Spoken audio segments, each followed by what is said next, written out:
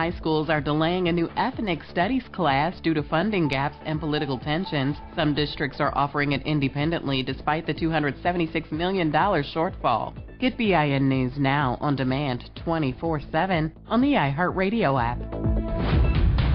Join New Schools for New Orleans, All-State Sugar Bowl, and Entergy New Orleans in recognizing and celebrating the Teachers of the Year at our 4th annual New Orleans Excellence in Teaching Awards Gala. The gala will take place Saturday, November 1st at the Ritz-Carlton Hotel. This year's gala will feature New Orleans legend DJ Jubilee. Don't miss out on this intimate celebration supporting our New Orleans public school teachers. Tickets can be purchased on our website, newschoolsforneworleans.org.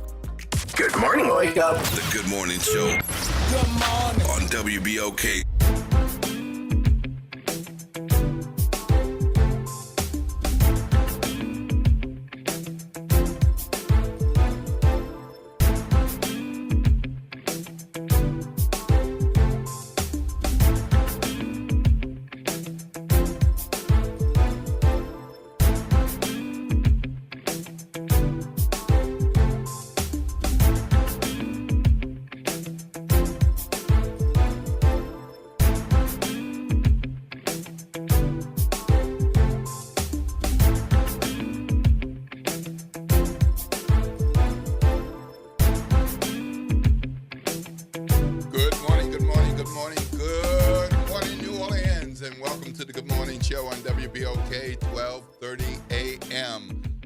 Sutton. I'm sitting here with Chief Eddie Compass. Why are we here? I'm here to hear you. You are, yes, indeed. So you're hearing our voices and you're hearing them, Lord willing, every weekday, 7 o'clock on the Good Morning Show. But you know what? One of the most important voices, the most important voice would be yours. So the WBOK 1230 AM talk line is 504-582-9422. 504-582-9422. This is your station, and you get a chance to say what you'd like. Short of the things you know you can't say on radio, right. It's public airwaves and all. But, yes, you can have your say. You can ask a question. On topic is best, but, you know, we take some things off topic as well. Ask a question. And if we don't give you an answer, we'll give you a response. All righty. So good morning, everybody. Welcome to the Good Morning Show. And we've got lots of stuff to talk about today. We're going to give you the news that you want to know, that you should know, you might want to know, news that you missed maybe. But there are lots of things going on, and we'll be talking about that today. But we're going to have an opportunity that we don't have that often, and that is to take more calls more often. So I suggest that you go ahead and get on the line right now, 504-582-9422. Once again, 504-582-9422. Well, there's been some breaking news. Breaking news just happened this morning. Literally just happened this morning. There is going to be a new leader of the New Orleans Diocese Catholic Church. Wow. That's a big deal. Big deal. That is a big deal. So the Vatican just announced, and I don't mean yesterday or late last night. I mean, the Vatican announced like a short time ago, like noon Rome time, that Bishop James F. Ciccio is going to lead the New Orleans Archdiocese, succeeding New Orleans Archbishop Gregory Ammon. So Ciccio is a native of New Jersey, and he's 59 years old. Oh, youngster. Oh, yeah. That's for the Catholic Church. That's young. Yeah. So he's, likely to be there for quite some time, unless, of course, the Pope decides to assign him someplace else. But I suspect that when he gets here, he's going to love it like everybody else does. Oh, yeah. And he's going to get into it, and he say, I don't need to go anyplace else. Yeah. That's what's going to happen. So Bishop James F. Ciccio from Michigan in New Jersey is coming to New Orleans. And what he's going to do is he's going to be what they call a coadjutor archbishop. So in other words, he's going to work with the incumbent until the incumbent retires at no designated date, but sometime in the coming months. And my colleague Stephanie Regal from Times-Picayune broke this story just this morning. And I mean, this is huge. This is huge. So Gregory Ammon, of course, has been leading the diocese through a lot of struggles, not just in the last couple of years or so, but for quite a while with all of the allegations and the financial problems and trying to right the ship. And part of that has been closing church parishes and combining church parishes and merging them. And so, you know, we've gotten to a point, especially in the Black Catholic Church, where there are churches that have been combined at least a couple of times.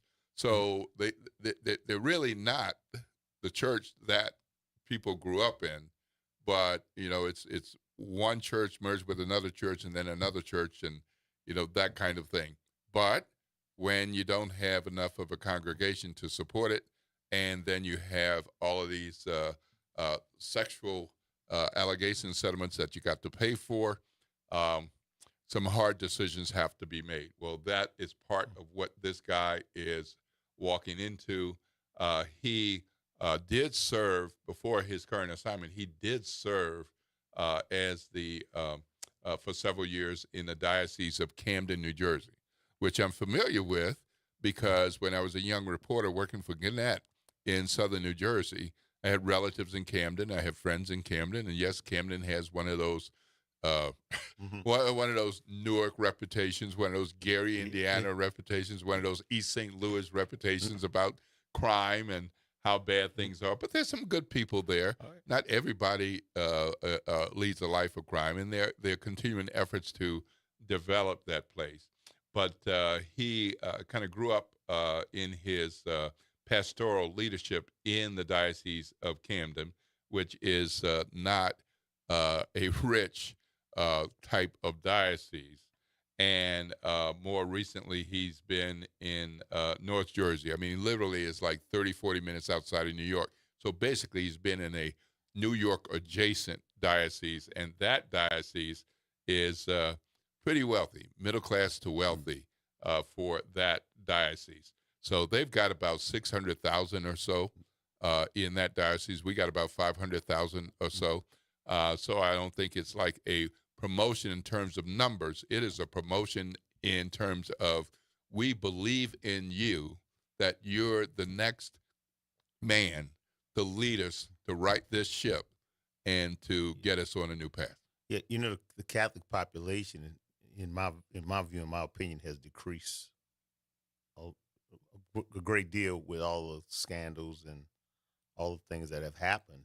And, you know, they need someone to help change the image, for lack of a better term. Mm-hmm. You know, a lot of people, a lot of African Americans, we all went to, not we all, but I'm saying a lot of us went to Catholic schools. I went to Catholic school from first grade all the way through my master's degree at Loyola. So I probably have more Catholic education than 95% of people in the United States. And the ideology of the Catholic Church has changed drastically over the years.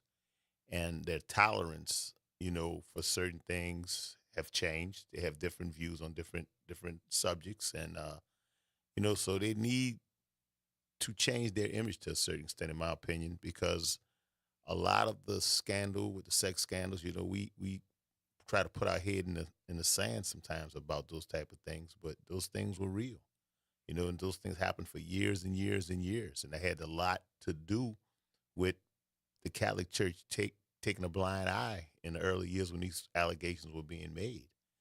And now, you know, the chickens have come home to roost, for lack of a better term, because, you know, a lot of these lawsuits are being found valid, and it's costing millions of dollars, which has basically impacted the Catholic Church ability to function because it takes a lot of money to run a church. It absolutely does. And absolutely. so when you is impacted like that, you have to take drastic measures to fix those things. And like you say, combining combining different parishes of the Catholic Church is one of the remedies that they put in place. But when you talk about religion, that's a very, very sensitive subject to a lot of people. Politics and religion are probably the two most sensitive things that you could talk about. And a lot of times, we don't talk about religion a lot. Even on this radio show, we don't talk about religion a lot. Mm-hmm. We talk about politics a lot, we don't talk about religion a lot. Mm-hmm. And when those atrocities were taking place in the Catholic Church, and those young people were being sexually assaulted, to a certain extent, it wasn't really publicized in a large way, and it basically exacerbated the problem because it got worse and worse and worse and worse. And then when it got to the point where some of these young boys grew up to be grown men, Mm-hmm. and they came out, so it was like generations. Like the individual that was finally convicted, he was in his 90s and he went to jail and he died like in 2 weeks or 3 weeks because he was so old. He had been misusing children for years and years and years and decades. And then nothing happened. I mean, they were giving him psychiatric. What about the kids that were being raped? What about those kids that were being traumatized? Mm-hmm. So we gotta take a look in the mirror sometimes. Yep. Well, the Catholic population globally has been booming, especially in places like Africa, Asia, and South America. But it's been on a decline in much of North America, especially the United States. There are dioceses where there has been a maintenance of faithgoers or a bit of an incline. In the Archdiocese of New Orleans, these are the parishes of Jefferson, Orleans, Plaquemine, St. Bernard, St. Charles, St. John the Baptist, St. Tammany, and Washington. So I want folks in New Orleans to realize that you're not the only ones in the Orleans Diocese of New Orleans. There are other parishes and some important churches in other parts of the diocese. And in the last census, there were about 372,000 Catholics in that diocese. So that number used to be larger. It's about 30 to 35, 36% of the New Orleans population that's Catholic. But then there's the matter of church-going people of any faith, church-going Catholics, practicing Catholics, and then the support of Catholic schools. So some Catholic schools have been doing better than others. But the new Archbishop is on his way. Again, his name is Bishop James F. Ciccio. I think I have that name right because I have a Latino friend named Ciccio. It's spelled the same way, but you never know. Right. It's like, sometimes around here with, people's last names, it's like one branch says Lamel and another place Limel. So you don't know how much it, I might be right or might be wrong. But I do want to let you know that this is a very well-educated guy. He graduated from University of Scranton. He was ordained in Camden. He got a MBA from LaSalle University, that's over in Philadelphia. And he got a doctorate of canon law. Okay. And Bachelor of Sacred Theology from University of St. Thomas Aquinas in Rome. So deep into the Catholic education. And some of the things he's best known for is church finances. Oh, that's important. That's important. That's important. So he is known for his handling of church finances, and he actually currently serves as the treasurer of the U.S. Catholic Conference of Bishops. and that's the organization of 440 bishops in the United States. And he chairs the Budget and Finance Committee. So it's not only his archdiocese that he's overseeing. And so what do you think the Pope had in mind when he identified somebody with that kind of background to lead the Archdiocese of New Orleans?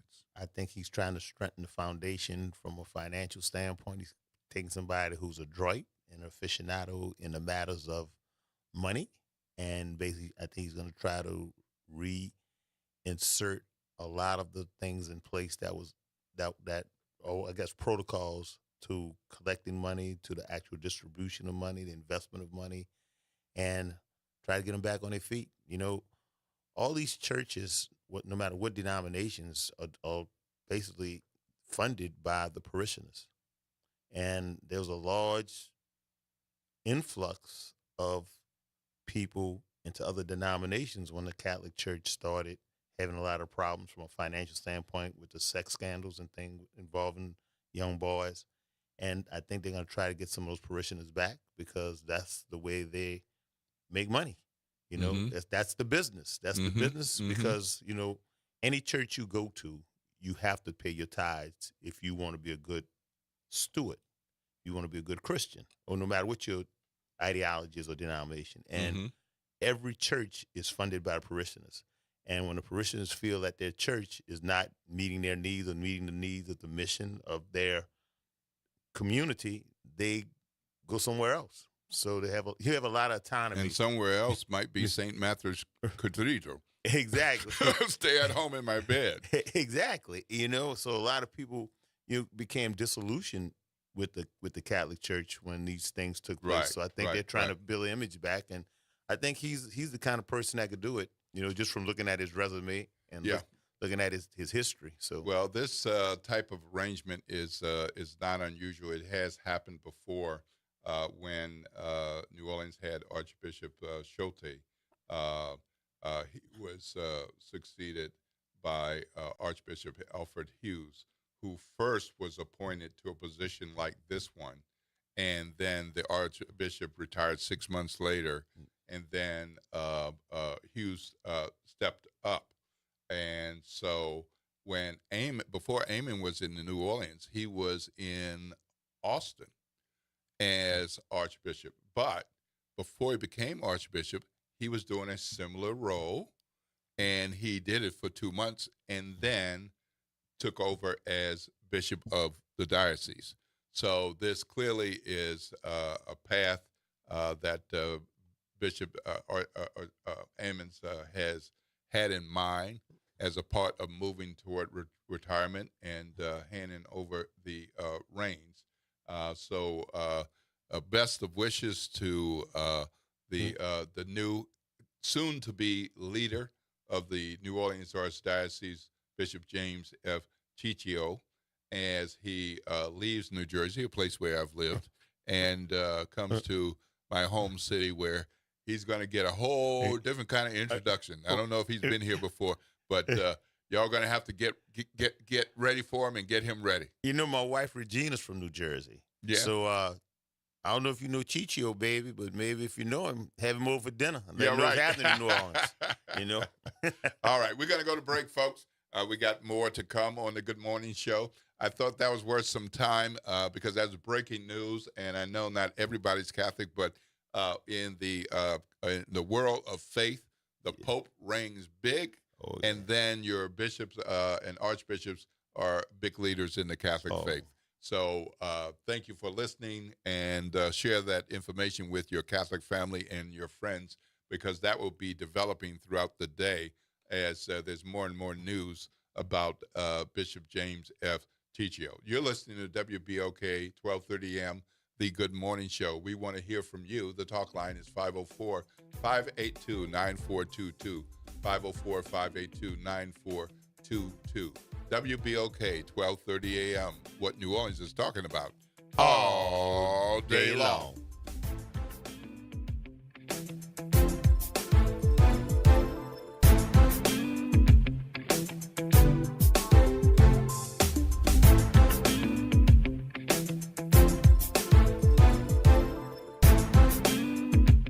Good morning and happy Wednesday. I'm Morgan Lentis with WDSU News, and here's a look at today's headlines. Pope Leo XIV just appointed the successor for New Orleans Archbishop Gregory Amen. Reverend James Cecchio comes to New Orleans from New Jersey. We're told he will assist Archbishop Amen in the role of Archbishop and has the right of succession when Archbishop Amen retires. Amen will continue in his role as Archbishop until the bankruptcy case is finished and other matters are taken care of. A news conference is planned for 10 this morning. Then day 2 of the trial of former Orleans Parish 911 Director Tyrell Morris resumes today. Morris's trial started Monday but paused yesterday in observance of the Jewish holiday Rosh Hashanah. He is charged with false impersonation of a peace officer, malfeasance in office, injuring public records, and insurance fraud. Those charges stem from a car crash he was involved in back in 2023. Prosecutors allege he tried to use his position to avoid consequences. And finally, the Pelicans begin training camp today, saying they're ready to put last year's historically bad season behind them. At a media day yesterday, Zion Williamson said he feels great and is ready for a fresh start under the new head of basketball operations, Joe Dumars, who was hired in the offseason. The Pels play the Rockets at home in their first preseason game. That's coming up on October 14th. And that's a look at today's headlines. I'm Morgan Lentis with WDSU News. Have a great day. This is the Bloomberg Black Business Beat.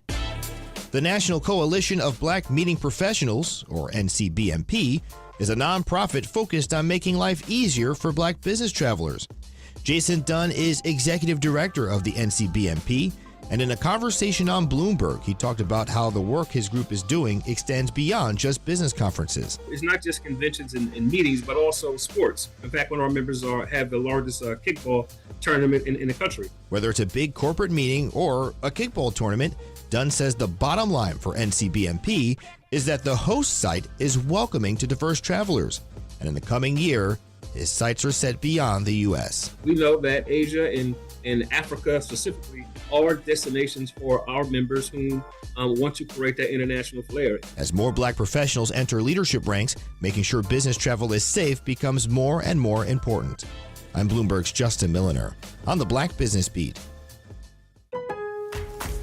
Pro Savings Days are back at Lowe's. My Lowe's Pro Rewards members save even more with limited-time doorbuster deals. Save $5 on 24-count Contractor's Choice 42-gallon trash bags, now just $14.78. Plus, get your choice DeWalt Elite Series saw blades for $9.98. Not a Pro Rewards member? Join for free today at Lowe's. Valid through 9/17. Selection varies by location. While supplies last. Loyalty program subject to terms and conditions. See Lowes.com/terms for details. Subject to change. If Ernest Hemingway was alive today, would he say this to you? Shakespeare, Mark Twain, Edgar Allan Poe, all great writers. And after reading your book, I simply must add you to the list. Wait, you don't have a book yet. So make a free call to Page Publishing. Turn your book idea into publishing gold. 800-215-6818. 800-215-6818. That's 800-215-6818. New Orleans never sleeps, and neither does WBOK.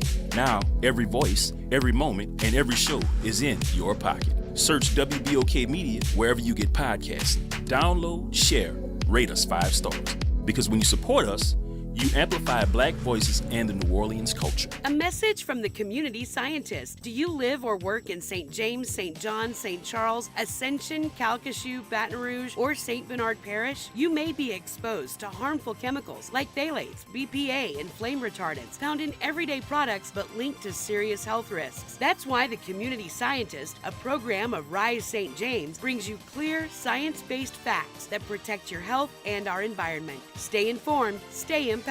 Visit risestjames.org today.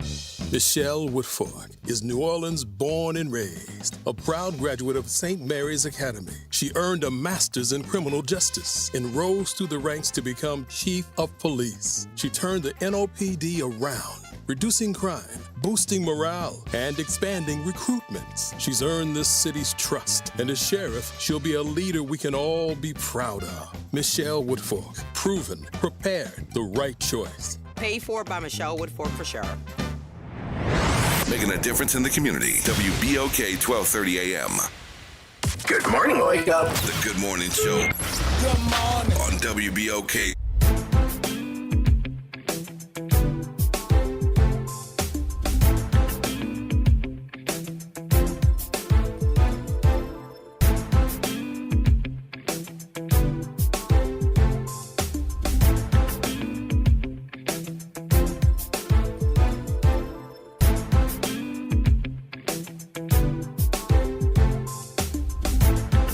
good morning, New Orleans, and welcome back to the Good Morning Show. You're listening to WBOK, 1230 a.m. The talk line is 504-582-9422. 504-582-9422. You know what? I'm going to keep saying that number because we really do want to hear from you, but I know Chief Eddie wants to hear from you too. Give him that number, Chief Eddie. 504-582-9422. All righty. So looks like that you work some magic. We got a caller. There you go. We got a caller. All right. Good morning, Reverend Wallace. How are you, sir? Good morning, my brothers. Good morning to you and Brother Compass. I was glad to hear the news that you just break in reference to the new Archbishop of New Orleans. Yeah. We want to welcome him. I have always worked with Archbishop. I was part of the ecumenical service when we did the thing for the French Quarters. I spoke before President Biden. Also, I did a Tuesday service over there, Brother Compass. Archbishop have always extended his hand out to all persuasion, and he was always open to his brothers. And I want to say to my Catholic brothers and sisters, it's a great thing. The church goes on, and we don't stand around and wait for someone to do something for us. We just pray, and God will change things. And thank God the change is coming. We pray, God, that this man in his retirement from his Archbishop position in New Orleans have a wonderful stay, a healthy life after this. But I'm looking forward to the new bishop and whatever I can do to help my brothers make New Orleans better and make New Orleans great. I'm good. And the Catholic community is one of the greatest communities you can find. Very eager to do what's right and lead the community in the right direction. So thank God for that this morning. I'm glad to hear that. Well, it is big news, and, without more information, it certainly seems like good to great news, particularly to have a young man of 59, I'm assuming in good health and a strong leadership background, very well educated, and great strength in finances and administration. So, Reverend Wallace, you said you've worked with Catholic leaders in the past. You look forward to working with him. So that will certainly be a test for him coming into New Orleans. I mean, you got to work with people somewhere, everywhere. But in New Orleans, we different. Different. Can I say one more thing? Yeah, of course. I was able to was certainly glad to work with Father Cherie, Bishop Cherie, from Jefferson Parish when he was at St. Joe's Work. And to have a young man over there, Father Speaks, is real good. The Catholic community have always been a torch for the African American community, and we thank God for them. I mean, I'm just honored to see our Catholic brothers when they reach over and they put all the belief aside and persuasion of what they believe and work for the good of all people. And that's what the Catholic Church do, work for the good of all of us. And I thank God for that. Well, Reverend Wallace, I know you remember when Joe Givens started all congregations together, and I think you were part of that, where we had the Catholic churches, we had the Baptist churches, all denominations. Yes, sir, I was. And remember, Mark Morial used to have the meetings, and we would go from church to church, and we got the numbers up to 10,000. And we became so successful as an organization that the Clinton administration did a documentary on us, Blessed Are the Peacemakers. You remember that? I remember that. And that's what was grassroots about the Mark Morial office. They stayed in contact with the people at the shallow end of the water. They never forgot those, the people that made the difference, and those were the people that made the difference on Election Day. And that's what happened to a lot of our black leaders, sir. They forget the people that really counts in the community, the grassroots people, and they just, we don't have to have just one black leader. All of us are leaders. We represent all of us. I represent you. You represent me. We have a common interest that everybody have a chance to do good in our society. So I don't play favorites when it comes down to that. Yep. I represent me and I represent my family. I can't That's say right. I represent the community, but there are folks in the community who want to know what I have to say and what I think, and that's okay. But I don't go into spaces saying, I'm here now, I'm the leader. So I respect your position, Reverend Wallace, as the leader of your church and your family and a leader in the community as well. Thank you, brother. God bless you. I have a blessed day. All right. Thank you so much. Appreciate it. So some kudos for the incoming Catholic leader. So that's good to hear. I'm sure, as the day goes on and we learn more about him, we're going to learn things, if not today, then this week, like, has he ever been in New Orleans? Does he know what a king cake is? Right. Has he had a po' boy? Gumbo. Does he know gumbo and red beans and rice? Yeah. Well, he'll learn very quickly. Has he been to carnival? Has he been to an LSU game? Or how about the Bayou Classic? Or something even more important, Kenny's second line. Hey, there you go. Yeah, so we'll see what kind of flavors he likes, I'll say, as a part of our New Orleans culture, because we are so rich in culture. I was just having this conversation with a white colleague just this week that, we're talking about this, asking questions about this part of my life and our black community and all. I said, look, I don't represent everybody, and I'll use masculine Indians as an important part of our community. But I am not from a family of masculine Indians, so I would be a pretender to get out there and pretend that I made this suit that I'm wearing because I didn't make it. I don't know how to sew like that. Or to say, give myself a title, which you have to earn those titles. Oh, yeah. You have to come up in the culture. So everybody black is not a part of black masculine Indians. Everybody black is not Catholic.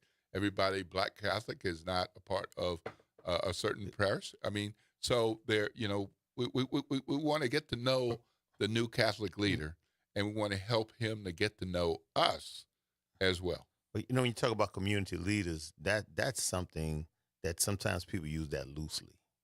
I talk about a lot of community leaders because they got the skins on the wall. When I talk about Jerome Smith, when I talk about Don Hubbard, when I talk about these people are out there in the 50s and the 60s putting blood, sweat, and tears of their life to make things better for their community, making the ultimate sacrifices, mentoring young black men like myself and molding us into real men and giving us real examples and the definition of what a man should be. And when these people use that word loosely, community leader, I have been working in community since I was 12 years old, working with TIPS, with Louis Charbonnet, another community leader. These people were visionaries. They saw the plight of young black men and saw what it took to put them on a straight and narrow. And they did it by political means. And back in those days, the black voice was silenced by oppression. And they fought through those things. I mean, they were beaten. They were imprisoned. And they now have, set the foundation for what we can do right now with voting, holding public office. And so, when we reach these certain positions, we stand on the shoulders of giants. So that's why I always give respect to the people that help mold me and the leaders in this city, real leaders, real community leaders, people that put the skins on the wall. That's what a real leader is. So when you use that word, make sure you're using it in the right way, Yep. So it's good to hear Reverend Wallace give props and congratulations to the new incoming leader. And we've got other news as well. One of the things that has happened just in the last day or two is there's been another lawsuit filed by a former City Hall staffer against Mayor LaToya Cantrell's administration. And this one, according to Joni Hess, my colleague at the paper, she has reporting that the former New Orleans American Rescue Plan Act Implementation Director, that's the title. Let me give it to you again. Yeah, because Let me give it to you again. Okay. That's a long title. Former New Orleans American Rescue Plan Act Implementation Director. Okay. And the employee's name is Tricia Diamond, and she's claiming that she was fired in July while on approved medical leave after reporting that city officials had misappropriated at least $15 million. That's a lot of money. That was otherwise due to nonprofits. So, sounds like she's claiming to be a whistleblower. Right. And for blowing the whistle, she says she got fired. So she began working for the city in 2023, and that a supervisor, who I don't think works for the city now, Administration and Planning Director Courtney Story, routinely approved vague invoices submitted by a national healthcare debt relief company, undue medical debt, despite a lack of documentation substantiating its claims. So while reviewing the invoices, Ms. Diamond says she found that they regularly lacked information such as the names of those entitled to debt relief, amounts they owed, and other relevant information to justify the funds from the Federal American Rescue Plan Act funding. And she says that Ms. Story allocated $5 million to undue medical debt before taking a job with that organization. And that would quadruple the $1.3 million in federal funds the Cantrell administration announced in 2023 that it would provide to undue medical debt, formerly known as RIP medical debt, to purchase and forgive patient debt from local healthcare groups. So, unclear where the truth is. I guess in the case of this moving through the court systems and getting clarity about what did and didn't happen and seeking documents and all, per the lawsuit, that would be about $10 million that Diamond's former supervisor allegedly dispersed to the Ninth Ward Stadium construction project against Diamond's objections that the project is ineligible for federal funding of federal regulations. And so construction of convention centers, stadiums, or other large capital projects are generally ineligible, quote unquote, for pandemic relief funds, according to the U.S. Department of Treasury. So it gets deeper, because that Ninth Ward Stadium construction project has been a big deal, a big deal for getting something going again after several mixed steps and side steps and all kinds of things. But if what Ms. Diamond is saying is true, then that means that the money was not supposed to be given, or maybe all of that money was not supposed to be given. And for those of you who might need a catch-up, we're talking about the $12 million facility scheduled to be built on the campus of G.W. Carver High School. And that would include a football field and a soccer field, an 8-lane track, and seating for like 5,000 people. A big deal. That would be a big deal in any part of the city. But in the Ninth Ward, that would be a big deal. But that project probably wouldn't have been able to move forward without these funds that Ms. Diamond says were ineligible. Well, when you look at it, after an investigation, they're going to determine whether or not it was a specious type of argument. When you look at it from the perspective, if the funds were allocated, even though they were allocated for something supposedly that would benefit the community, if they were allocated in a way that was not under the guise of the actual grant, that's mismanagement. That's something that's criminal. And I'm sure the FBI or the federal authorities that handle that sort of thing is looking into it. And I'm sure there's going to be much, much more in the future about that because, sometimes, when these people make these allegations, they try to say they're capricious, arbitrary, and vagarious. But in actuality, there may be some truth to this. So we'll be able to find out more as it unfolds. And in terms of defending it, I'm sure Mayor LaToya Cantrell's administration will point to Ms. Diamond and some things that she did and that she did not do. But at this point, Ms. Diamond has filed that lawsuit, making some very serious allegations, and definitely at least part of those funds tied to a very important Ninth Ward project. So I hope our Ninth Ward WBOK family is listening and that you are tuning in to what has happened. This is a big deal. It would be in any part of the city, but in the Ninth Ward, something like that is definitely needed, but it's needed going through the correct processes. So we'll see what develops there.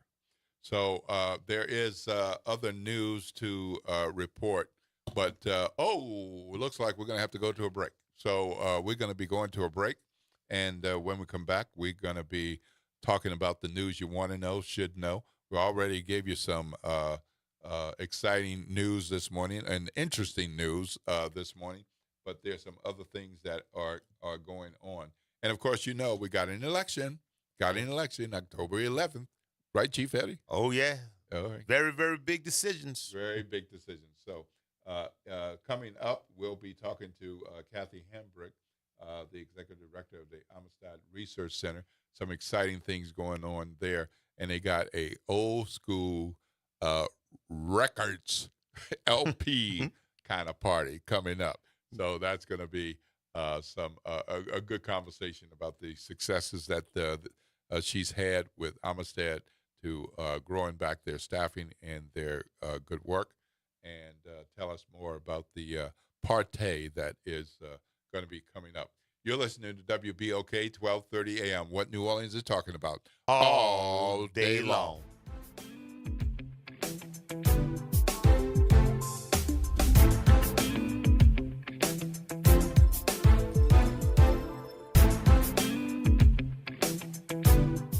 This is your news update for WBOK from WDSU. For all your news and weather, watch WDSU News, New Orleans' leader in live, local, late-breaking news. Today at noon and 4 p.m. Another hot day is up ahead, but we do have a chance to see some scattered showers and thunderstorms for the afternoon. Any of those could produce some very heavy downpours at times, so just be prepared. A lot of that does start to end by the time you get to late evening. Highs for today will be into the lower 90s. A much better chance for rain on Thursday morning. From the WDSU First Warning Weather Center, I'm Raven Richard. Tune in to The Monitor's Mic, where we talk about oversight, policing, and you. Hosted by the Office of Independent Police Monitor, we're here to shine a light on policing issues that matter, from real-time policing updates to in-depth interviews. Every Friday at noon on WBOK. Hear that? For too long, fixing our streets and drainage has only meant inconvenience and empty promises. This is Matthew Willard. I'm running for Council at Large, Division 1, to really fix our city, so we spend less time dodging potholes and street flooding and more time cheering on the Saints. As a state legislator, I've proven I can deliver. At City Hall, I'll build on that record. Paid for by the Matthew Willard campaign. What's the future for New Orleans? Will city services ever function efficiently? Our people need answers, not slogans. That's why the Nonpartisan City Services Coalition has asked the candidates for mayor how they plan to fix city government. Want to know what they said? Go to cityservicescoalition.com to see for yourself. It's time for action, not excuses. The next step is yours. Paid for by the City Services Coalition. At New Orleans East Hospital, we believe healthcare should come with heart. Located at 5620 Reed Boulevard, we proudly serve the New Orleans community with compassion, courtesy, and a commitment to excellence. From healing to education, we want to be your trusted healthcare partner that's close to home. New Orleans East Hospital, delivering a culture of healthy care. The New Orleans Jazz and Heritage Foundation is the nonprofit organization that owns the New Orleans Jazz and Heritage Festival presented by Shell. With the funds generated from Jazz Fest, the foundation invests in Louisiana companies through economic development, cultural enrichment, and free educational programs. To learn more about what the New Orleans Jazz and Heritage Foundation does, please visit www.jazzandheritage.org. Visit DePaul's new Algiers Health Center at 2801 General de Gaulle Drive to receive primary and preventive care for both adults and children. Services also include behavioral health, imaging, and on-site pharmacy, vision, Medicaid enrollment assistance, and more. For appointments, visit DePaulCommunityHealthCenters.org or call 504-207-3060. Good morning, wake up. The Good Morning Show. Good morning. On WBOK.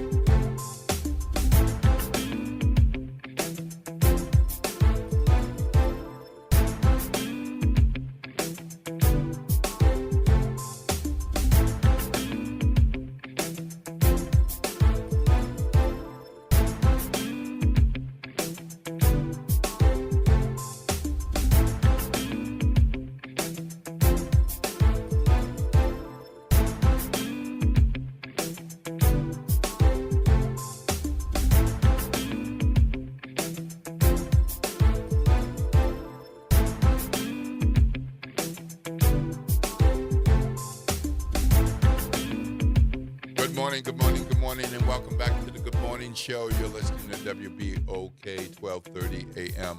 I am Will Sutton, and I'm here with Chief Eddie Compass. We're happy to be here.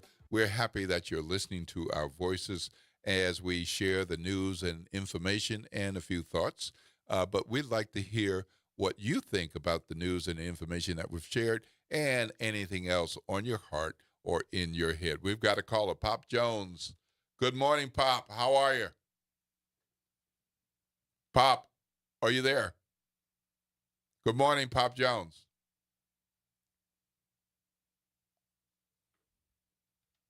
Good morning, Pop Jones. Oh. Hello? Yeah, Pop, you're going to have to move away. Turn the radio down. Turn the radio down so we can hear you. Yeah, okay. Thank you very much. All right. Good morning, Pop. How are you? Good morning. Chief, when you gonna send me that check? That what? Will help you to get on. Pop, you knew what they was paying me. You say, what? You volunteer? Right. You volunteer? All right now. I'm just messing with you, Chief.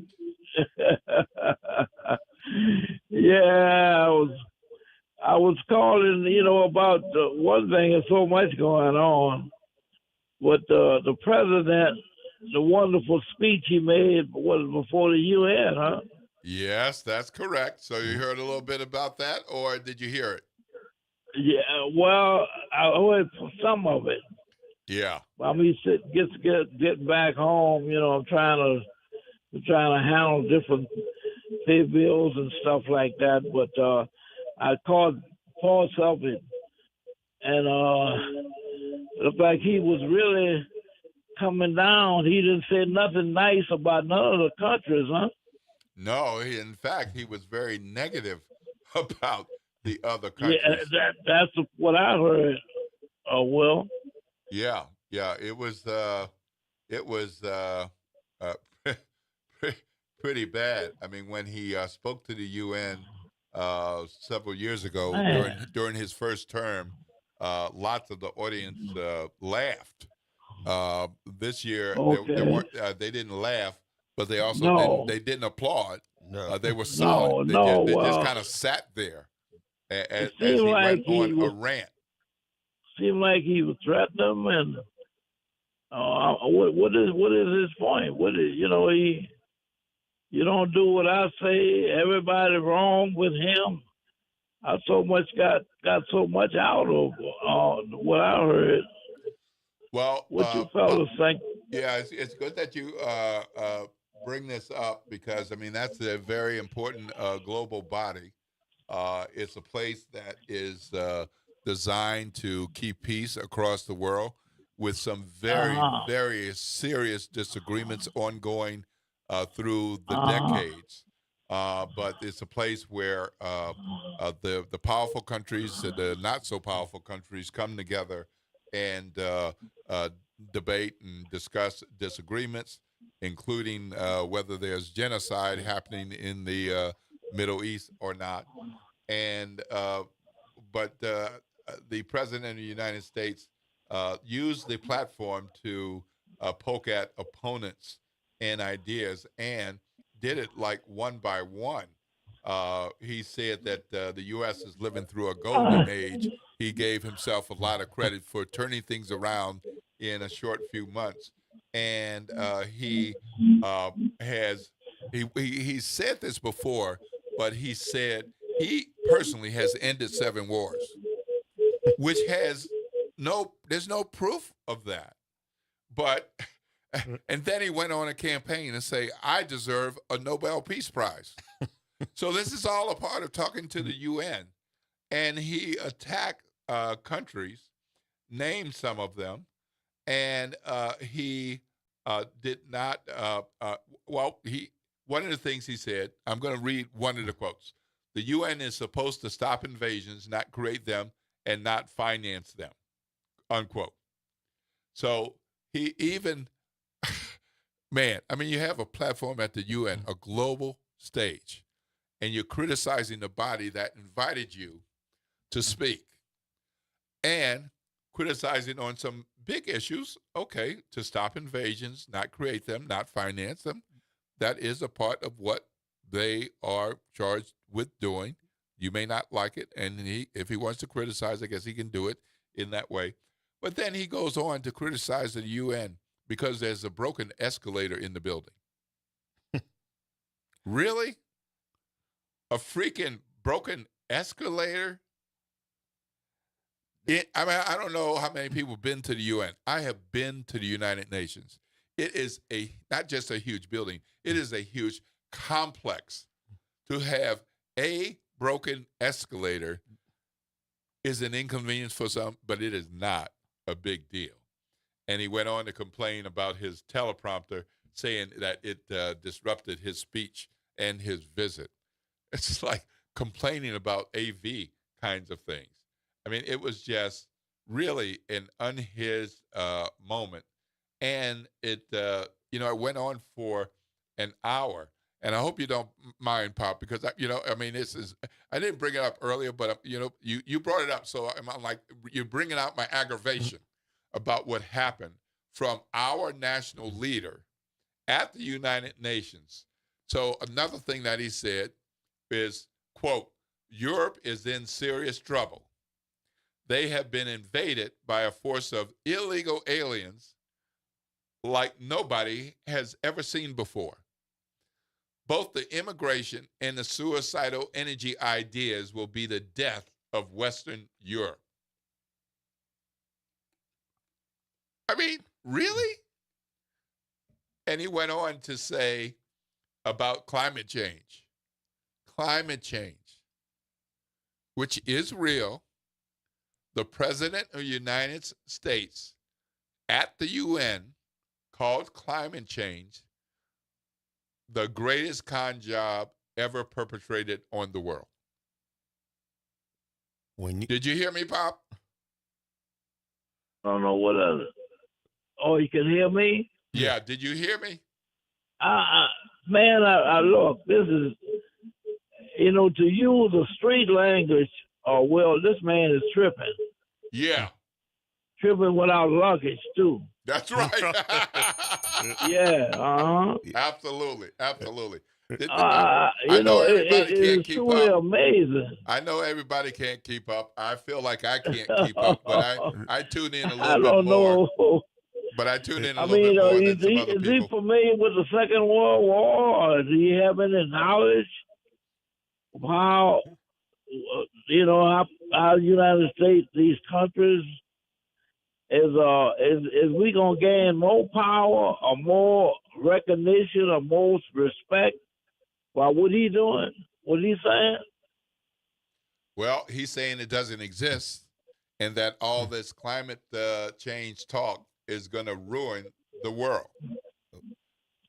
When you look at all the natural disasters that have taken place recently, and the temperatures in the oceans rising, the polar ice caps melting, I mean, it's evident that there is a major change in the climate in the world. We have physical evidence. We have basically the evidence of the frequency of natural disasters as a tangible gauge to measure it. So to say that there's no climate change, it's ridiculous. It's incomprehensible for someone in that position to basically say that something is not there when we have evidence of it every day. So, Pop, you got me going now. So, and we're gonna have to go to Well, break look, soon. Pop. I think with all the changes that you're saying, like that's going on, it takes a great leader, a wise leader, a smart leader to try to do all he can to work with these countries instead of being a dictator, not only of America, but look like he's trying to run ramshack on all the other countries. Right. Well, I'm going to tell you two more things, and I'm going to let you go because I know you got a day to take care of, and we got to go so that we can pay some bills and get to other things. So here's another quote from him. I love Europe. I love the people of Europe, and I hate to see it being devastated by energy and immigration. Man. And I hate to see it being devastated by energy and immigration. This double-tailed monster destroys everything in its wake. You want to be politically correct, and you are destroying your heritage. Now, that's what he said yesterday, but this comes on a comment that he made in the UK just last week, where he defended the values and called for nations to come together for the, quote, the English-speaking world. Close quote. The English-speaking world. Wow. Really? World. Oh, my goodness. I mean, this is just... I'm thinking, well, is he from this planet? Well, you know, I mean, I think there's growing evidence that maybe he's not. You know, he has continued to say that Barack Obama wasn't born in the United States. He hasn't said it much recently, but maybe people need to check on his birth certificate and then check on the authenticity of it. You know, but there was one good thing. There was one good thing that he said. He did an about face, which he would not acknowledge as an about face, but he said that Ukraine could win back territory that they initially had if they had the support of the EU and NATO. So, I mean, he's been pushing for Russia, but he's arguing in favor of Ukraine winning the war. But here's the key: without U.S. support. Yeah. Well, I'm a little confused where he stands at with Russia and Ukraine. I don't know. Well, it's changing, Pop. It's changing. But we're going to have to go. We got to go. We're behind a minute. But thank you so much because you helped me inform the WBOK listening audience on something else important that has happened. And I'm so glad that you brought it up. That's why we like to hear from you, Pop. And we like to hear from others, too. You're listening to WBOK, 1230 a.m. The talk line is 504-582-9422. 504-582-9422. I'm Will Sutton, and with me is Chief Eddie Compass. We're going to be back after the break, bringing you the news and information that you might want to hear, ought to hear, should know, want to know. And we're going to talk a little bit about Charlie Kirk and the mayor's race. You're listening to WBOK 1230 a.m., what New Orleans is talking about all day long.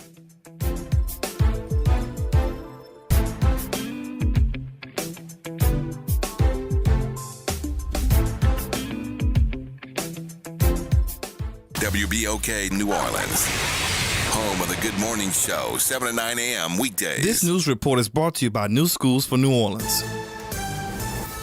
I'm Bree Wood with BIN News Now. A candlelight vigil was held in Charlotte, North Carolina, in honor of the Ukrainian refugee Irina Zarutska, who was stabbed to death on a light rail last month. Reverend James Bauer said, "Enough is enough." And so we will not stand by anymore. We will fight for our city. Police say the attack was random. DeCarlo Brown is charged with her murder and remains in custody. The Weeknd has dropped out of Global Citizen Festival in Central Park due to personal reasons. Cardi B will take his place Saturday, joining Shakira, Tyla, Mariah the Scientist, and more. And DC Mayor Muriel Bowser wants the city to host the 2031 Super Bowl. She says the new Commander Stadium, opening in 2030, and hosting the NFL Draft in 2027 makes it possible and key to boosting the local economy. Get BIN News Now on demand 24/7 on the iHeartRadio app. Join New Schools for New Orleans, All-State Sugar Bowl, and Entergy New Orleans in recognizing and celebrating the Teachers of the Year at our 4th annual New Orleans Excellence in Teaching Awards Gala. The gala will take place Saturday, November 1st at the Ritz-Carlton Hotel. This year's gala will feature New Orleans legend DJ Jubilee. Don't miss out on this intimate celebration supporting our New Orleans public school teachers. Tickets can be purchased on our website, newschoolsforneworleans.org. Good morning. Wake up. The Good Morning Show. Good morning. On WBOK.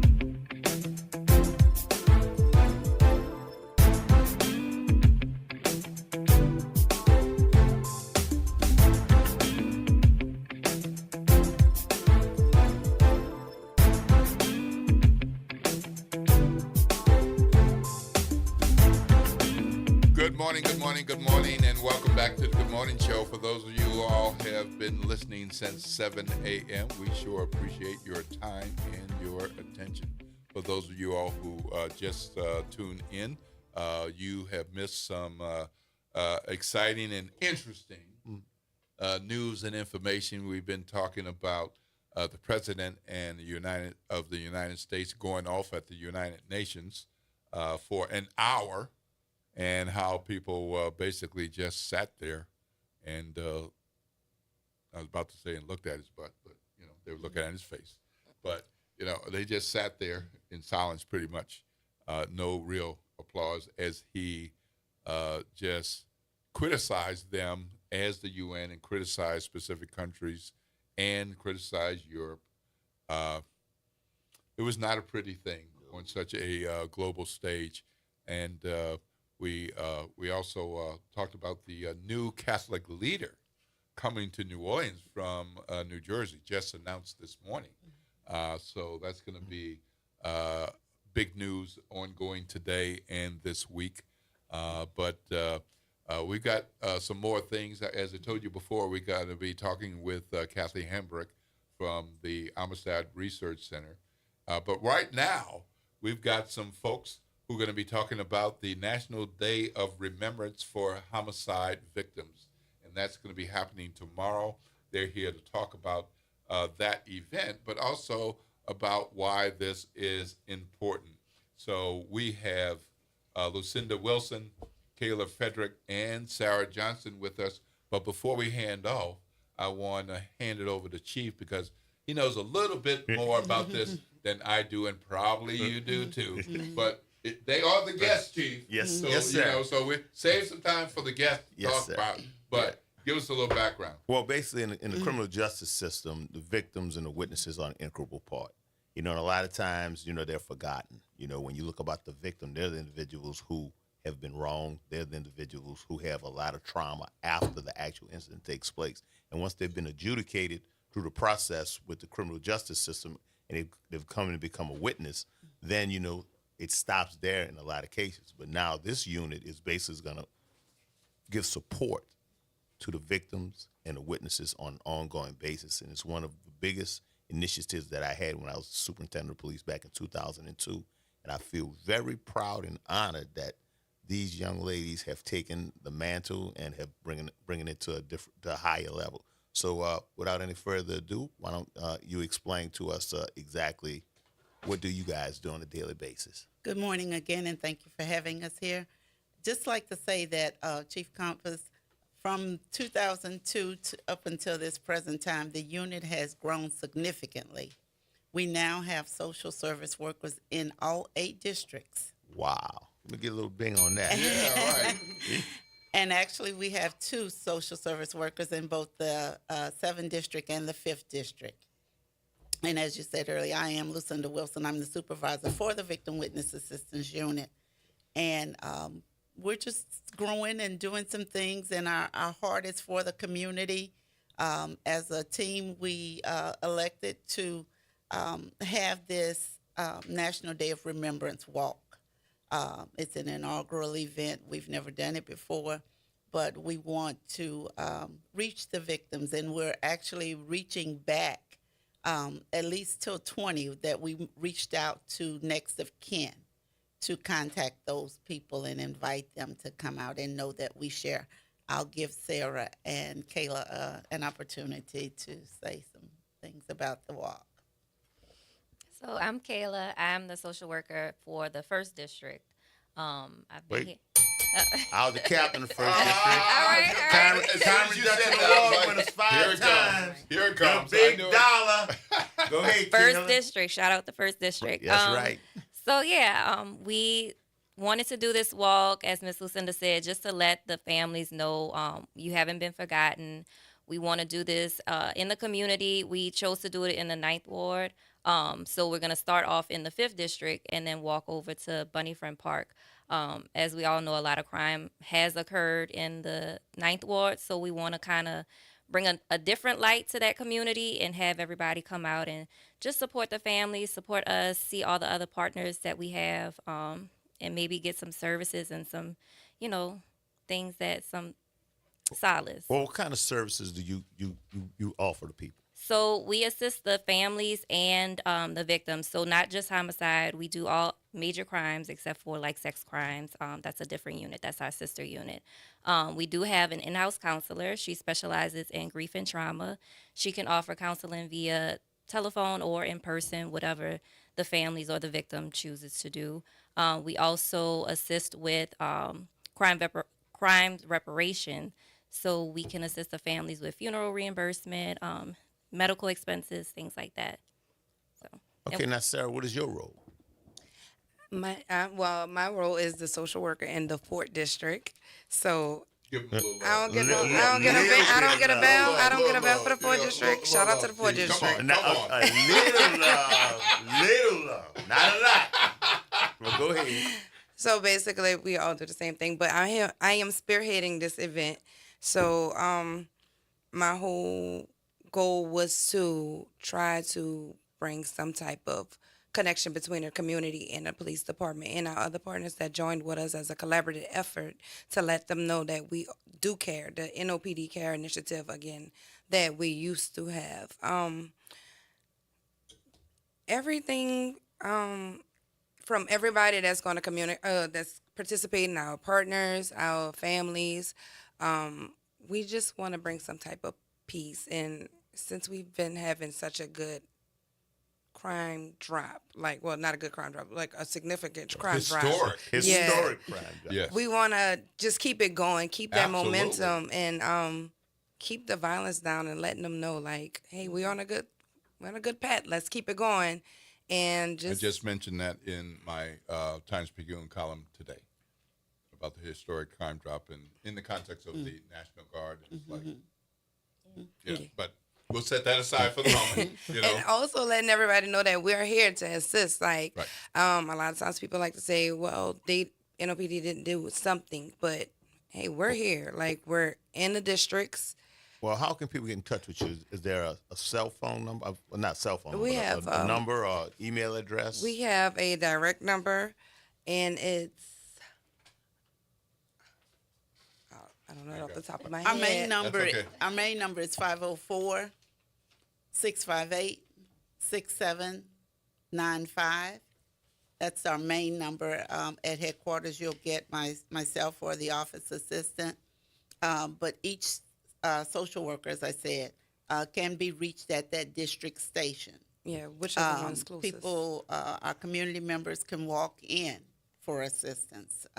Even if you haven't made an official police report at that time, you can walk in and meet with a social service worker to get resources on different needs that you may have.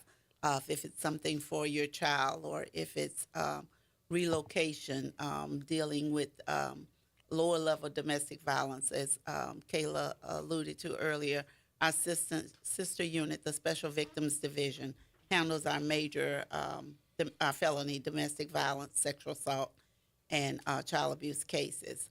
But we deal with the lower level domestic violence. So if it's relocation, safety reasons, safety planning, those type of things. And as she mentioned earlier, we do have an on-site counselor that the social services workers refer family members to for grief and trauma counseling. So what is the difference for someone who has filed a report? What is that process like versus someone who hasn't filed the report? You didn't know they were coming, and they're walking in the door. Who can I talk to? How are those processes different? For the most part, if they did file a report, we usually go through all the reports that had taken place prior to that day or that day. If the officers don't call us and say, hey, this person needs help, and we'll call them. We'll call them and we'll let them know, hey, I saw that you were involved in a crime. Do you need any type of assistance? We try to meet them where they are at that current time. And then we try to assess the situation before, because we have access to the information we need to try to assess what this person may need at this current time. If they walk in, we try to do an assessment right there and address needs that's needed right now. What is your immediate need? Yeah. Because it's not like a long-term case thing. It's we are boots on the ground, right then and there. What do you need? What can we assist right now to make your situation a tad bit better? Well, I tell you, I'm so pleased and proud to see y'all sitting here, because it's the culmination of what I envisioned when I was superintendent of police, when I started this thing in the San Browning State. When you look at the victim and the witnesses, that's an entity that was forgotten I think, in the criminal justice system. You know, we have to look at it from a holistic standpoint, from a community policing standpoint. And when you embrace the witnesses and the victims, then you're letting the community know that we're not just here to gather information and put somebody in jail. You're important also, because there's a healing process that has to take place. You know, there's a mental, I would say, kind of a mental weight that's on these victims that they carry for years and years and years, and they getting to the point sometimes where they actually blame themselves for being victims, and that's not what you want. You know, it exacerbates the problem, and they're constantly being victimized. You know, it affects their whole family. It affects their quality of life. It affects the whole community. So by you getting it in the early stages, like you said, your boots on the ground, and I'm telling you, this is what I envisioned over 20 years ago, what you guys are doing now, and I'm just so proud of each and every one of you. So, you know, I want to thank y'all. Thank you. And let me just say, we couldn't do what we do without the support of Chief Kirkpatrick, Chief Gernon, Lieutenant Waldron, the Homicide Division as a whole that give us support. Well, I trained Lieutenant Waldron, so he better do the right thing. So I want to definitely give a shout out to them they give us so much support. And Captain Burns, yes, Captain Burns, most definitely. Always asking us, is there anything he can do? Same thing with Lieutenant Waldron. I mean, they do daily check-ins with us to see how they can assist us. So we really appreciate them. So, Miss Sarah, question for you about tomorrow, 5 p.m.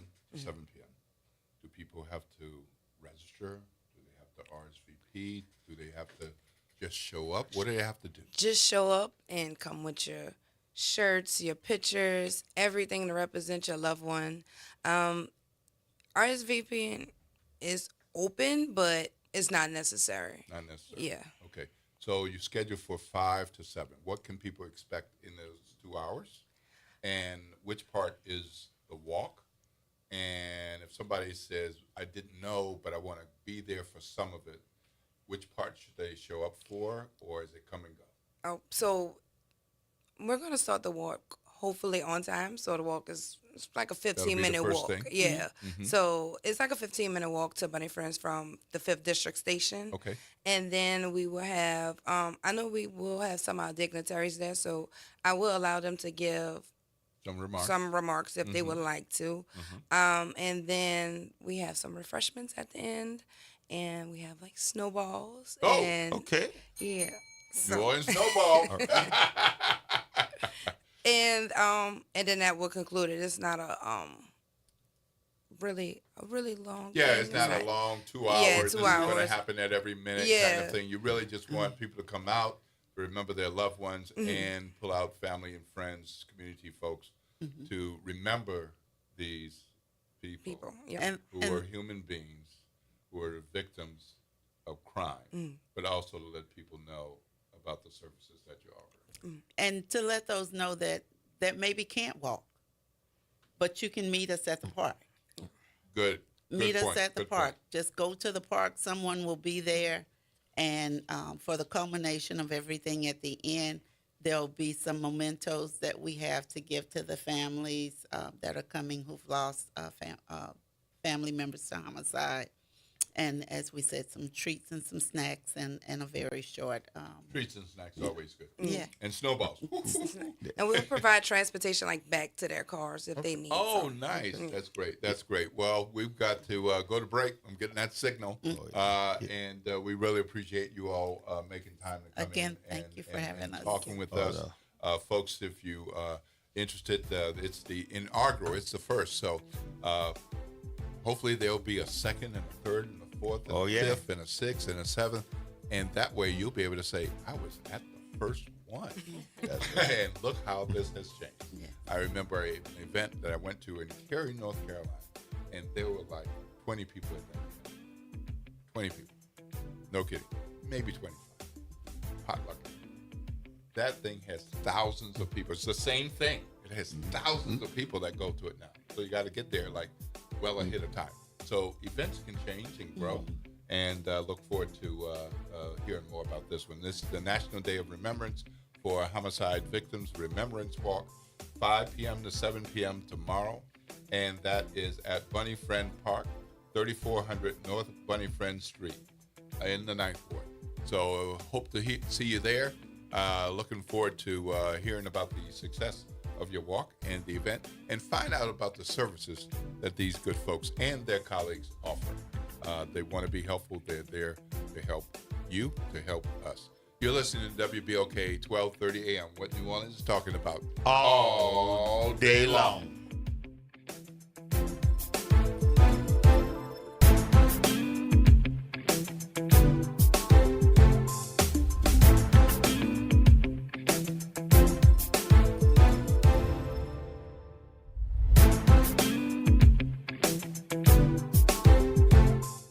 Hey y'all, make sure you tune in on Thursdays at 12:30 p.m. for the Roux with Chef Bunny, sponsored by Blue Plate Mayonnaise on WBOK 1230 a.m.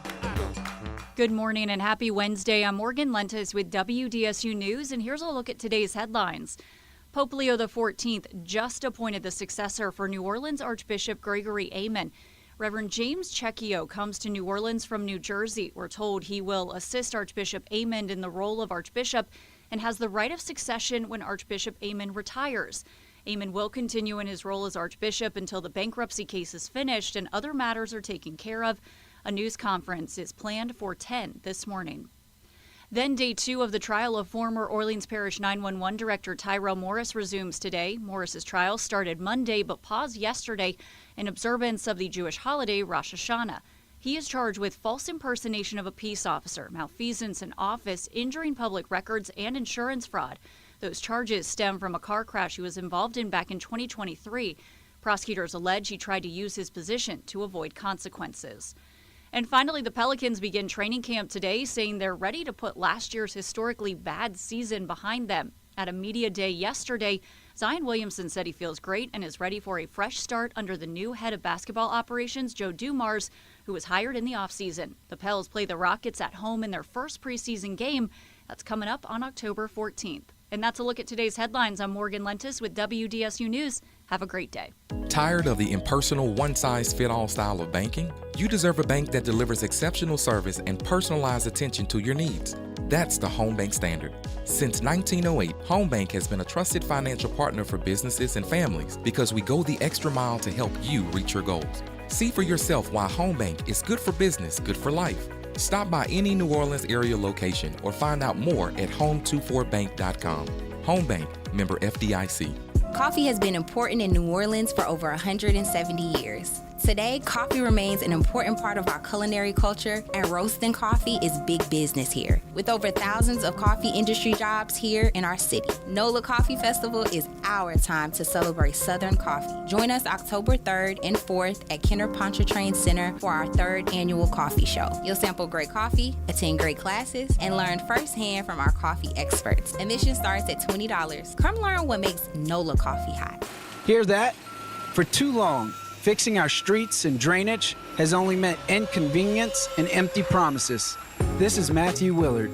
I'm running for Council at Large, Division 1, to really fix our city so we spend less time dodging potholes and street flooding and more time cheering on the Saints. As a state legislator, I've proven I can deliver. At City Hall, I'll build on that record.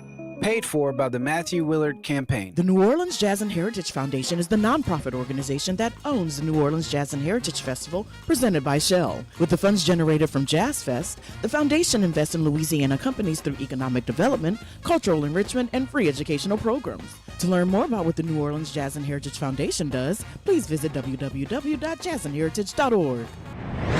Making a difference in the community. WBOK 1230 AM. Good morning, wake up. The Good Morning Show. Good morning. On WBOK.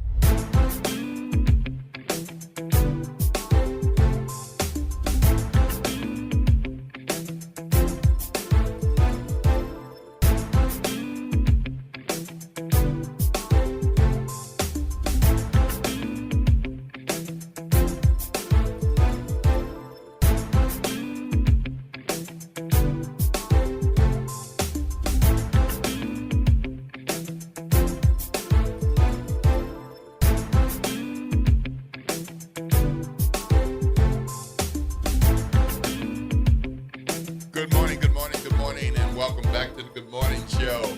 I'm Will Sutton, and with me is Chief Eddie Compass, and we are here, Chief. We're here. One part of why we're here is? We're here to hear you. All right, you're hearing our voices, and we want to hear yours. We want to thank Reverend Wallace, Pop Jones, Reverend Calhoun. They've been calling. And yes, we see y'all on Facebook Live, so we're monitoring the chat. And for those of you all who can see us, let's give a group wave. Hey, how y'all doing? Good morning. We see y'all. We see. Yeah, right. Yeah. So we're having some good conversation about a number of things, including the new Catholic leader coming into the Catholic diocese just announced this morning. So he's coming from New Jersey, and he has quite the educational background with his undergraduate, his MBA, and a canon doctorate of law. And he is from a middle class to upper middle class diocese now, but he did kind of grow up in his pastorship in the Diocese of Camden, New Jersey. So there's some urban similarities there, and the diocese is in New Jersey, but right outside of New York by like 30 minutes. So basically it's a New York area diocese. Right. But he's going to be here soon, and he will be doing a shadow leadership of sorts with the clear pathway that he will replace Archbishop Ammon as the new leader. And he's only 59 years old. Wow. So be around for a while. That's right. Be around for a Exactly. minute. That's what I said. 59. Oh, man. That's young in the Catholic Church. And That's that's right. right. That's Leadership right. position. Absolutely. Absolutely. So we're going to have to indoctrinate him. Oh, yeah. Yeah. But one of his strengths in his different roles, including roles in Rome, is finance and administration. So, and he leads the U.S. Bishops' Conference Finance and Budget Committee. So it's not just his diocese, but he oversees the others. So speaking of money. Speaking of money. Yeah, speaking of money, we got our Amistad Research Center friends back with us today. And we've got a big shindig going on. Going to be different from some of the other things that you may have experienced because, yes, there will be vinyl. Yes, that's right. Vinyl records. Yeah, albums. vinyl records. Albums. Yes, actual albums. So, they sound some kind of different. For those of you who have not experienced that, this is a wonderful opportunity to tell us what's happening. Well, September 26th is here. I can't believe it seems like we've been Crazy. promoting this for 3 months. Right. Yeah. But thank you. I want to say thank you to WBOK for having us on to support the Amistad, since the executive orders started coming down. Right. You've been here for us and allowing us to come on and talk about what our strategy is. And thanks to you and thanks to your audience and thanks to our lovely host for this event, Mikola Iverson. Ding, I ding, can hey. say that we are having success and we will continue to have success with the vinyl record listening party at the Dewdrop Inn this Friday at 5:30 until 8 o'clock. 5:30 till 8. All right. You know what that means? That off means of straight after work. Have a good time. That's and straight yes, you from got work. time to go home and get some rest. That's right. After that. That's right. Yep. So what is it going to be like? What can we expect? If somebody shows up at 5:30, what's going to be happening? It's going to be sweet. We're going to have the best music in the world because we are listening to exclusively 4 major black artists that we unfortunately lost this year. You're going to be listening to either Roberta Flack, Roy Ayers, Angie Stone, or Sly Stone. Oh, Lord. So there's not like, oh, I like that song, but not that song. You're gonna love the music all night long, and that's gonna be a different fundraiser. So we're gonna have themes of music for these vinyl, and everything is gonna be vinyl and it's gonna be one song at a time. Remember back in the day when you had one turntable, right? And then in between the songs, there's a little space. space. So there's not going to be any like No. the scratching kind Nope, of thing? nope, no. Better not scratch any of those albums. That's vintage. That's a collector's item. None of that So mixing Slick thing? Leo, Slick Leo will not be there on the wheels of steel. Not this time. No, because it gives some time to kind of wind down and soak up the music and that was nice. And of course we're going to be dancing and everybody's going to be singing on all the choruses because we know them. And then we have some amazing artists, local artists. Reggie Art, he's donated a few of his eclairs that we'll be selling. Oh, wow. And then we have original art from Alina Allen, and she made the most gorgeous painting of all 4 artists. I have a picture in my. We have pictures in our phones. I'll send it to you. I'll send it to you. I'll share it with Facebook. Yeah, she has it on Facebook. Oh, nice, too, nice, right? because she has it on Facebook. Yeah. So we'll be selling this original art piece, and all the money, all money is going straight to Amistad because, the ultimate goal is, can I say it? Say it. $20 million. Big number. We are raising $20 million so that the Amistad Research Center is insured until the end of time. Well, at least sometime. Well, 20 million might get us to the end of some people's time. Some people's time, right? But my objective is, I think the last time I was here, I talked about visiting an archive on the East Coast. Ivy League school had 15 archives, 15 libraries, and they said they had enough money to last till the end of time. Mm-hmm. Right. So I came back encouraged. I said, if they have enough money to last till the end of time, that means countless dollars. Right. I'm inspired to set my goal at 20 million for at least 15 years of sustainability of the Amistad, so that my current staff will be able to at least retire, and it won't matter who the president is. Right. And so that's my part of what my goal is, $20 million. I think we can do it, $1 at a time. We've raised about I think we're pretty close to 1.8 million in 200 days. Where's that bell? All right, there you go. Ding, ding, ding, ding, ding. Well, let's just remind the people that with the cuts, hard decisions had to be made. So it was some weeks ago that, I remember, I think it's comfortable. I think it's okay to say this now. Yes. I remember seeing you at an event and asking how you were. And the answer was not great. Right. Yeah. It was not. But look at her now. She feels much better now. I mean, it was like, well, wait a minute. Am I talking to Kathy? Right. And just a quiet, private conversation, and she whispered to me what was happening. And I was like, no. Not Amistad. No. So to see what you've been able to do, there are organizations that can't raise that money in 2 years. Right. And in this short period of time, you go, sister. Yeah. Because, as much as it took your leadership, you haven't been doing this for you. Yeah. No. You've been doing this for the team that you've put in place to do the work on behalf of the people and behalf of our history that some people want to erase. But they need to know. They need to know. Yes. Because it's part of their history, too. Black history is everybody's history. We've never been here on our own. We didn't get here on our own. And they came here and did what they did. So Black history is everybody's history, really, truly. So I hope that with all this movement and fundraising that all people come, everybody who's interested in preserving and protecting the truth and doing research and having a nest egg, a treasure so rare where everybody can come free of charge and get the archives that they need to find. I mean, it is truly a treasure and maybe one of the best kept secrets. For a lot of people don't know about Amistad. Well, that's but right. By the end of 2026, everybody will know about Amistad. Well, Miss Kathy deserves time off, and she has other things to attend to, in addition to the huge job of running the Amistad Research Center.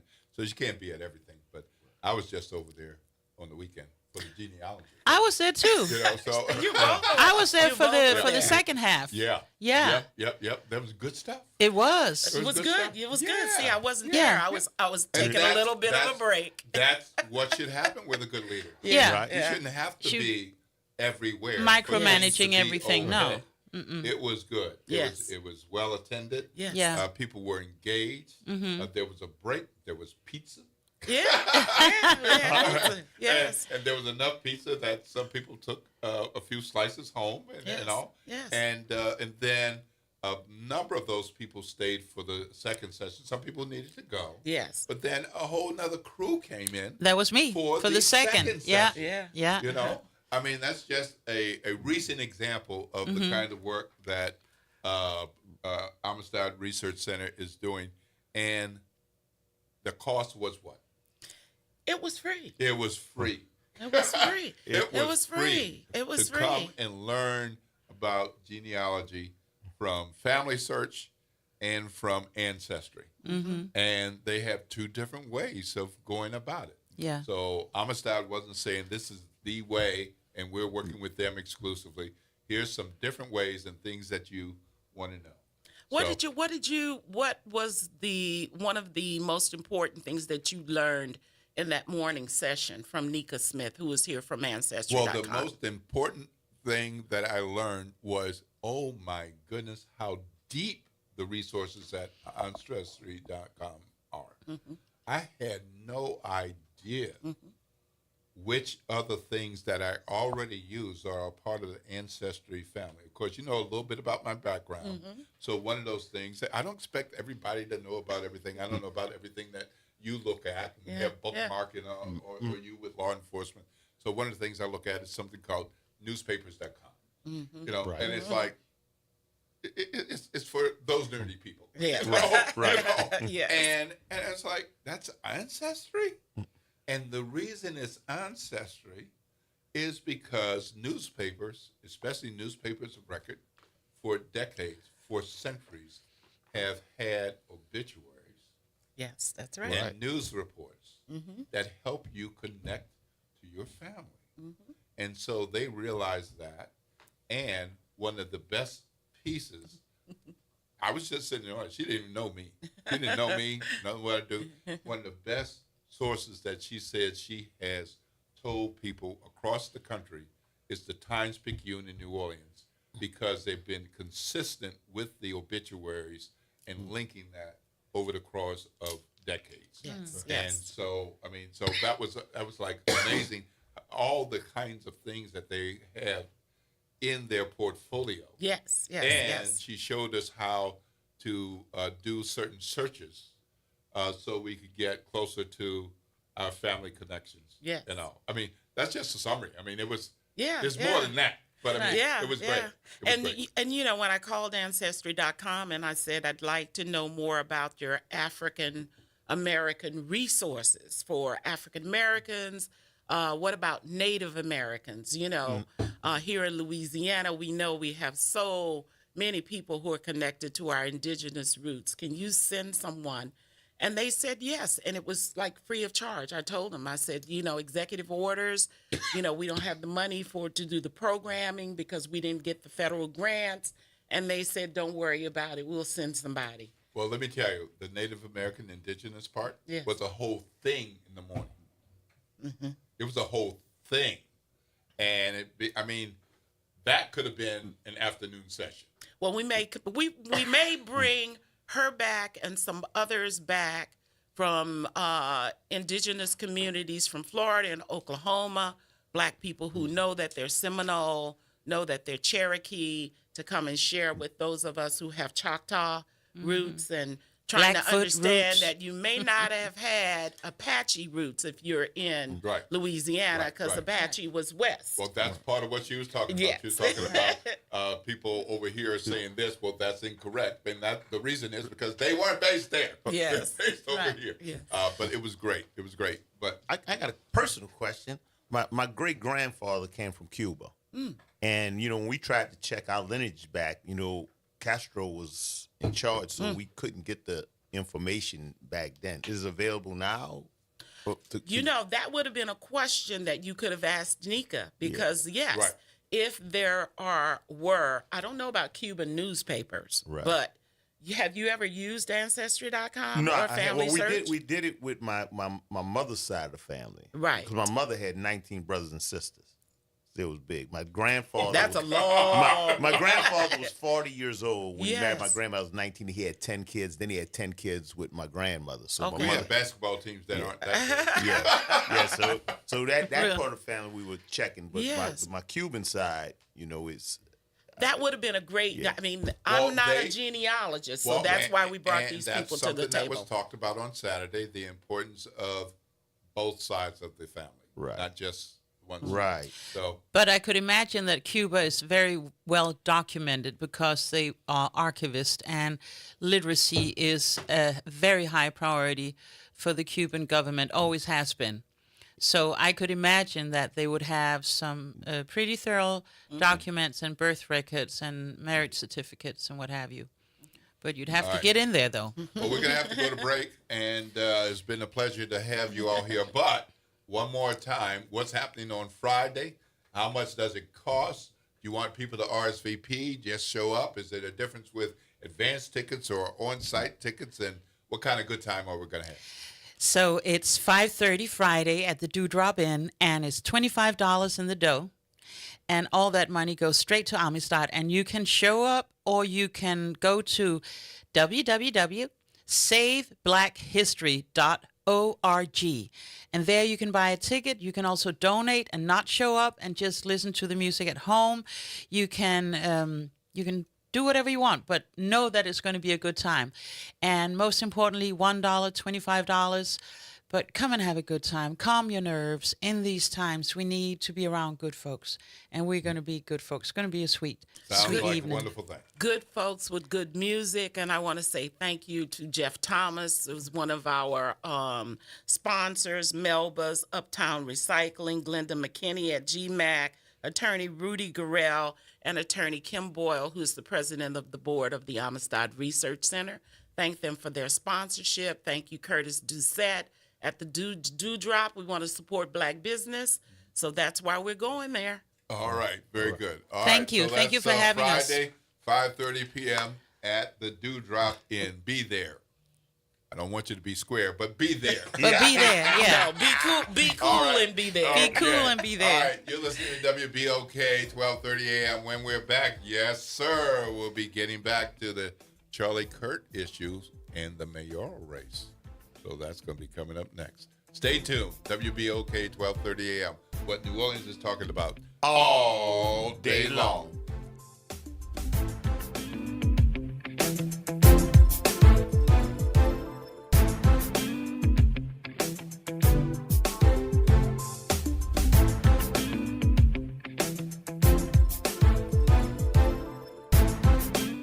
This is your news update for WBOK from WDSU. For all your news and weather, watch WDSU News, New Orleans' leader in live, local, late-breaking news. Today at noon and 4 p.m.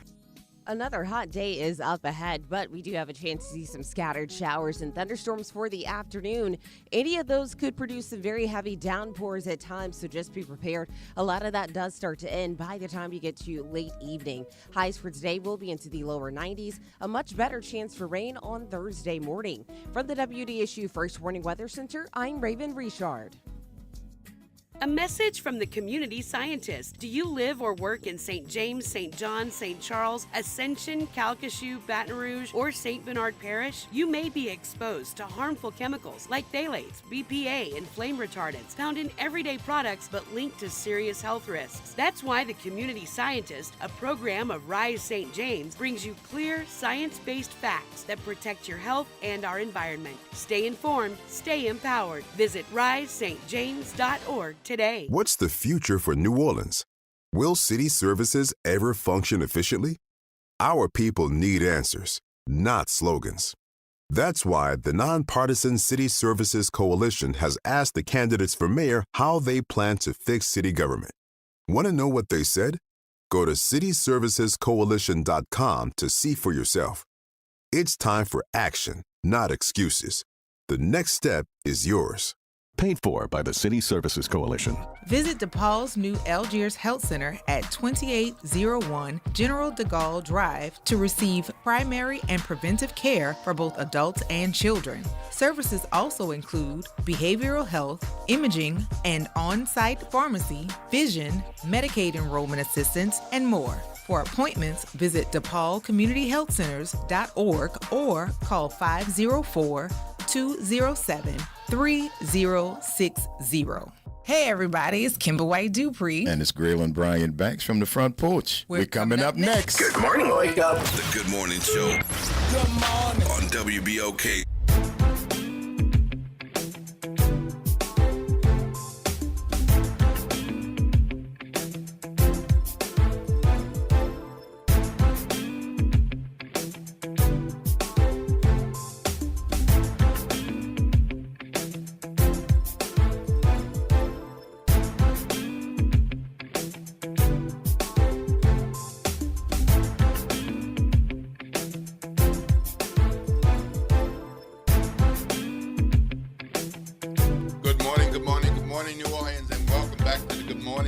What a conversation with our good friends from the Amistad Research Center. Don't forget about their event on Friday.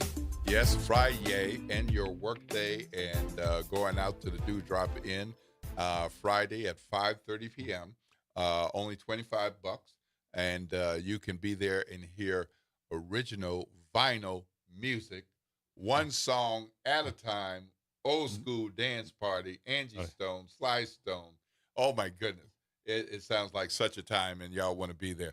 And those of you who haven't heard vinyl ever in your life, you might want to go to see. It does sound different. It sounds better. Different. It sounds much better. Yeah. So we want to jump into a conversation about the ongoing Charlie Kirk issues. We've been talking about that this week. We talked a bit about it at the end of last week. And one of the things that's happened here in New Orleans is that a New Orleans fire department firefighter posted something about Charlie Kirk's death. And the post ended up going viral.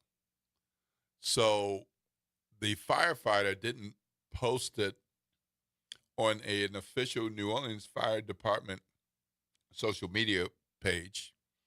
It's on that individual's page, but it has caused quite a stir because of what the poster said.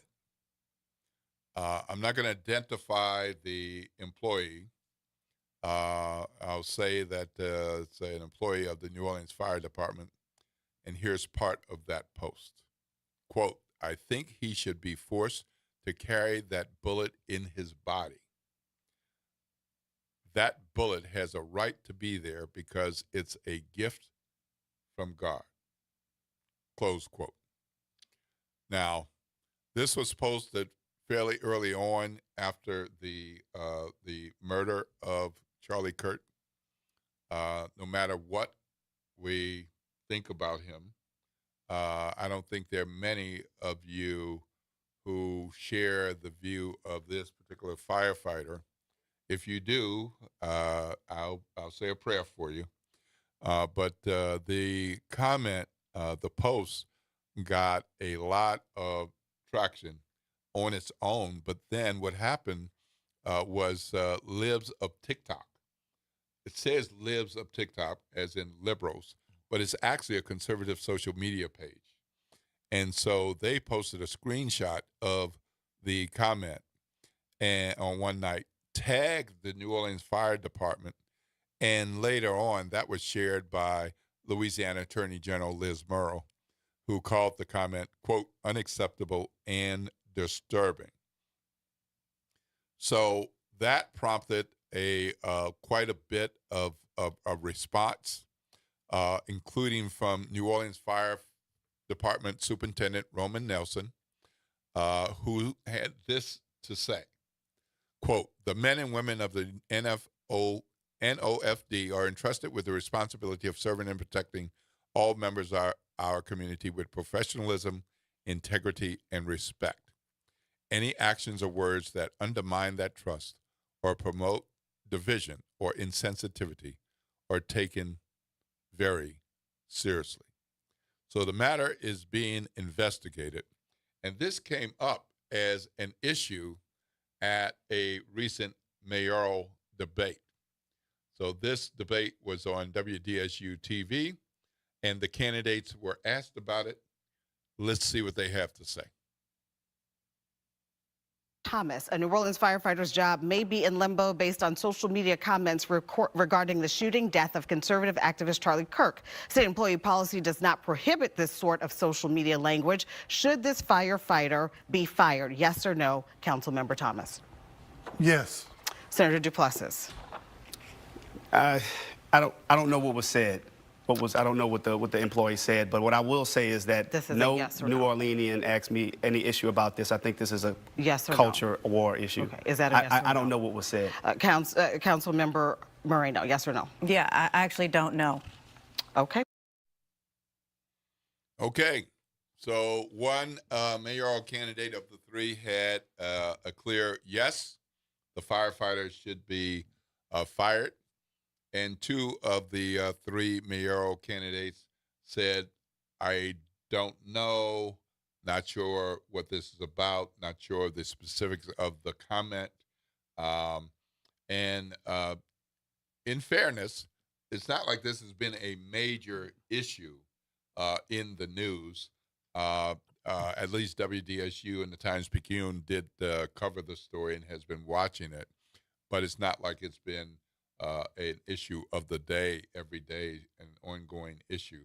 So perhaps there's reason for mayoral candidates not to have picked up on this particular thing or not to know the specifics. I'd love to know what you all think about the firefighter posting a message like this on that individual's Facebook page, not the New Orleans Fire Department page, but on the individual's Facebook page. So this was the fire department chief, not the police department. But if you were superintendent and this is one of your officers or police department staffers, what do you think your response might have been? Well, Chief Nelson had an outstanding rebuttal to the incident. I mean, he basically covered it from a humanitarian standpoint and basically from a moral standpoint. But what you have to understand, when you're superintendent of police or superintendent of fire department, the employees are civil service employees. So you just can't fire them for certain things, especially with a situation like this where there's no template or there's no history of this ever being adjudicated before. So I would probably refer to the city attorney's office for a legal standpoint, for a legal precedent, to see if the individual could come under the guise of professionalism. You can fire a police officer or fireman for professionalism, where if they don't act in a professional manner that impedes the production of the organization. So would this fall under that context? You'd have to go to the city attorney's office for a judgment because it's going to be adjudicated in courts, trust me. And the fire department's union is extremely strong. So if they choose to fire this individual, I'm sure it's going to go through a long process. Now, I don't know what the stance of the union will be, but I know their job is to basically protect the rights of the individual officer and individual firefighters. So it's going to be very interesting. Me as a superintendent of police, I would have admonished it just like Chief Nelson did, but I would have to refer it to the city attorney's office. Well, Attorney General Liz Murrill had something to say about this, and she released a statement which says, quote, "This comment on social media by a person in a position of public trust is unacceptable and disturbing. It's even more disturbing in invoking God in the delivery of the bullet that took Charlie Kirk's life. This was an indefensible, disgusting act of political violence with no place in a democratic society. Charlie's life work was promoting free speech and thoughtful civil discourse. Although it's a gross understatement of where we are, we clearly need more respect. We clearly need more of that.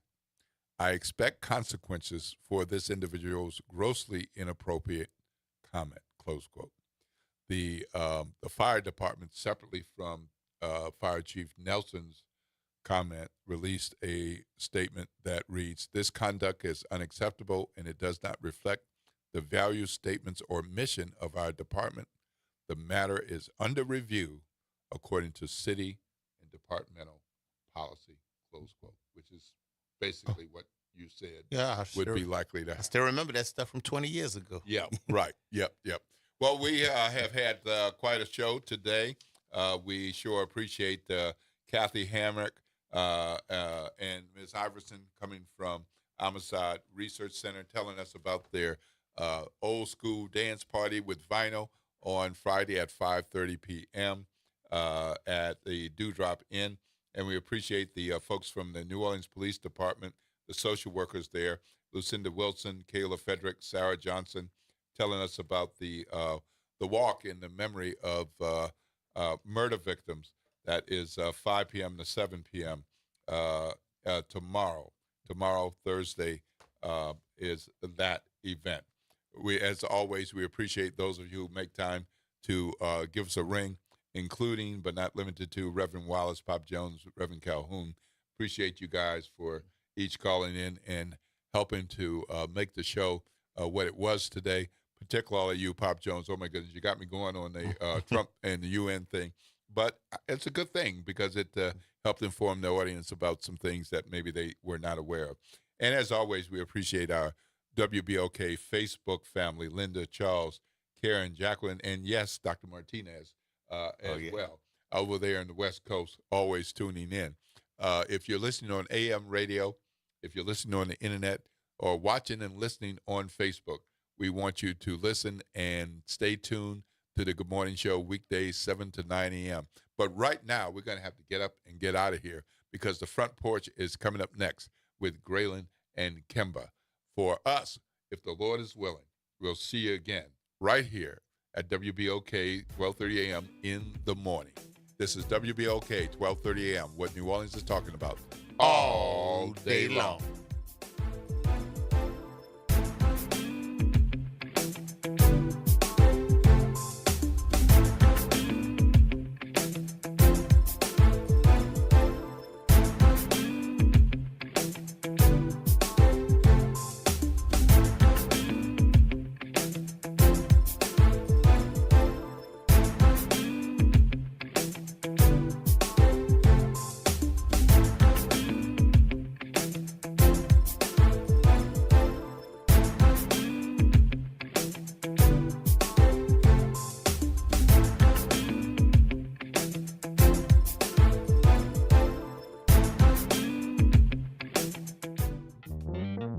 Have you heard the secret of what New Orleans is talking about?